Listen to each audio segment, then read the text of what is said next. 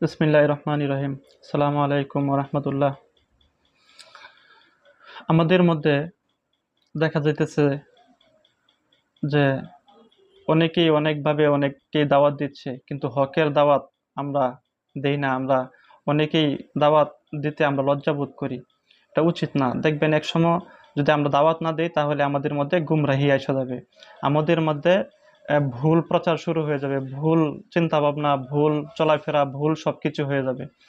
যেমন কিছুদিন আগে এক লোক আইসা বলতেছে যে হুজুর, আমাকে আইসা এক লোক বলতেছে যে আমি যদি তার এখানে সিন্নি দেই, মোমবাতি নিয়ে যাই, তার এখানে যদি ছাগল নিয়ে যাই, তাহলে আমার সব সমস্যার সমাধান, দুনিয়াতেও শান্তি, আখেরাতেও মুক্তি, জান্নাত একদম ওকে। এই যে আমাদের মধ্যে যে এই সমস্ত ভুলগুলি আসতেছে কেন? আমাদের মধ্যে সাহাবায়ে কেরামদের ইতিহাস ইতিহাস স্পষ্ট আছে, একবারে স্পষ্ট।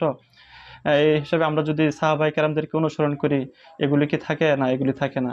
বলা হয়েছে নবীজি সাল্লাল্লাহু আলাইহি সাল্লাম একদিন বলতেছে যে বনী ইসরাইল ৭৩ দলে ৭২ দলে বিভক্ত হয়েছে, আমার উম্মত ৭৩ দলে বিভক্ত হয়ে যাবে। যে একটা দল মাত্র জান্নাতে যাবে। সেই দল কোনটা? সেই দল হইল আমার মত এবং তোমাদের, আমার মত তোমাদের পথ যেইটাই, যেই যারা অবলম্বন করবে, অনুসরণ করবে, তারাই জান্নাতে রাস্তায় থাকবে। অর্থাৎ নবীজির সুন্নত এবং সাহাবায়ে কেরামদের অনুসরণ যারা এবং যে করবে, সেটাই একমাত্র একটা দলে থাকবে, যে দলটা জান্নাতে যাবে। উলামায়ে কেরাম এগুলি আমাদেরকে তালিম দেন। আল্লাহ তাআলা আমাদেরকে বোঝার জন্য তৌফিক দান করুক।